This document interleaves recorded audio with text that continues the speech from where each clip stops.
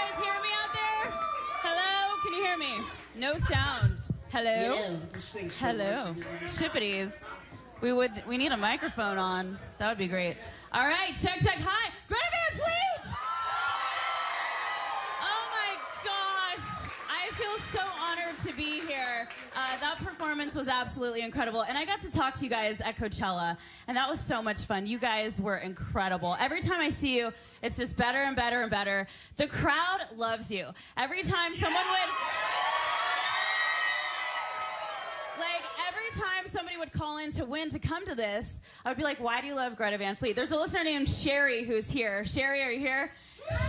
She said that she loves that you're keeping the sound of classic rock alive and well.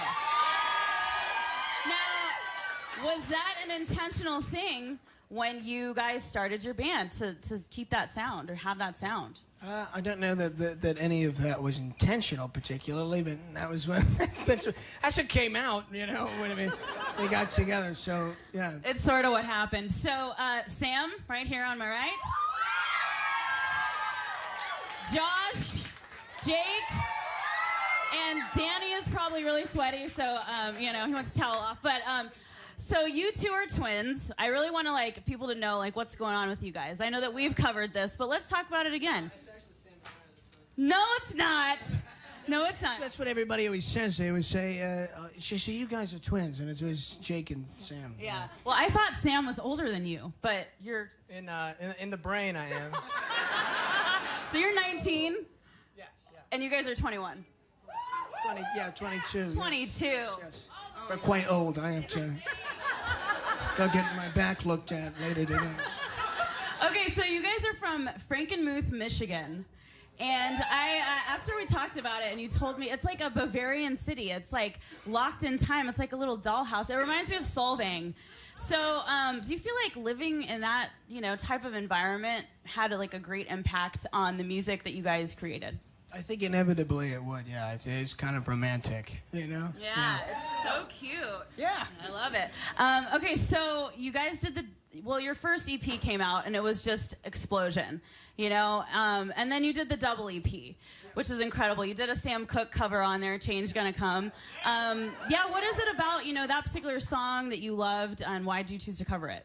I think something about the message, it was really important to me, and it was a timeless message, and I thought that it was something that was really appropriate to do, and it's something that Jake and I had always thought would be really neat to cover, because I think it came on the radio one day, and we both looked at each other and said, well, why aren't we playing that, Yeah. Well, I love it. I love that you're bringing it to the masses now, you know what I mean? So something I noticed when you guys are performing is Sam and Jake, you guys get locked in with each other, and it's just it's such a cool thing. Do you feel like when you guys are writing and stuff that it just sort of happens and comes out naturally? I think so, yeah. A lot of the songs, it kind of feels like we, snatch them out of the air. They're not really ours or something, but yeah, everything seems natural. I think that's the whole, growing up together. Everybody grew up together, and everybody comes from the same background. And I think that dynamic really helps with writing, performing, all of it. Yeah, so you guys are kind of like a conduit, bringing songs through in a way. You could say that. And Josh is kind of like a musical Sherpa. I think that's a good description.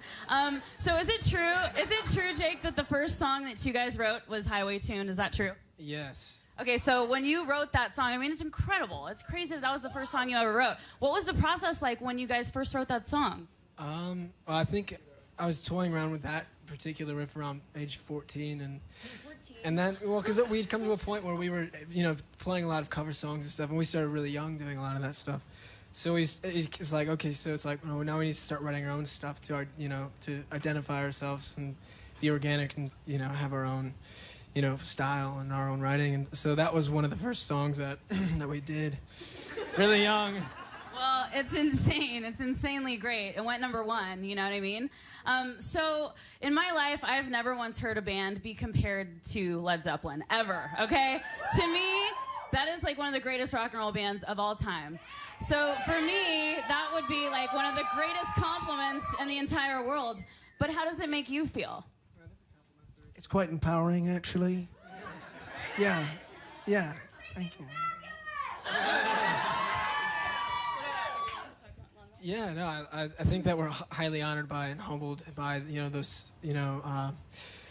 those similarities and those things like that. And it's like if you were to be paired with anyone at all, and that it would want you'd want it to be someone of high legacy or high-arcing history like that. So there could have been worse. Oh yeah. Oh yeah. We're like, well, these guys are the next Wham.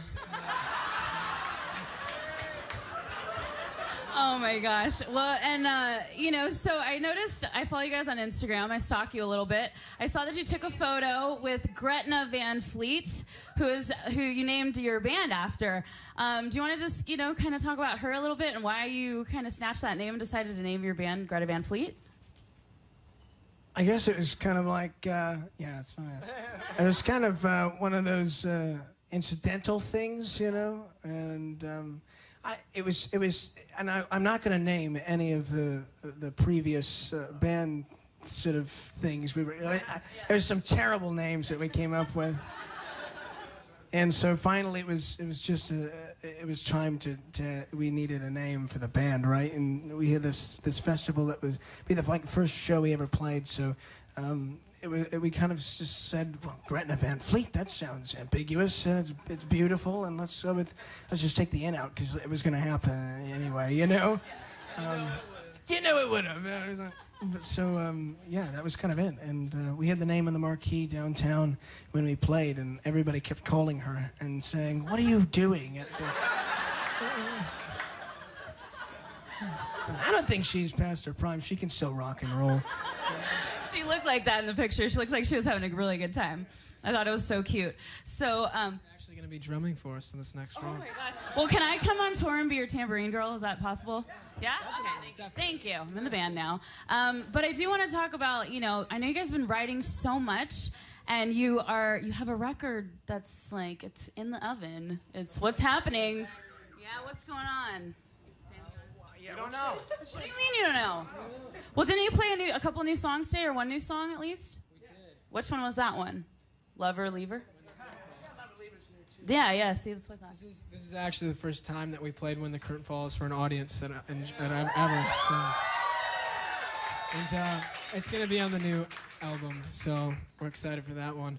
And it's close. I mean, we've pretty much finished all the songs, and we've selected what we want to be on there. We think would be appropriate, and so.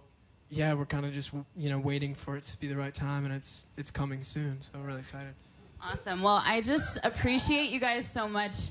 I feel like all of us are just starved for real, true rock and roll. Guitars, there's no backing vocal. Like, it's just all really happening, and I love that you guys, take the risk of just jamming out and rocking out and just, not giving a f***. Like, I love it. We wouldn't do it any other way, There was no other circumstance in which we would be on this stage, if not for that. Amazing. Well, I do want to let you guys know, if you want to rewatch this whole performance, which I know I'm going to do, you can rewatch it tomorrow, 5 p.m., krock.com, or you can listen to it in your car on KROQ HD2. I'm Megan Holiday, and let's give it up one more time for Greta Van Fleet in the HD Radio.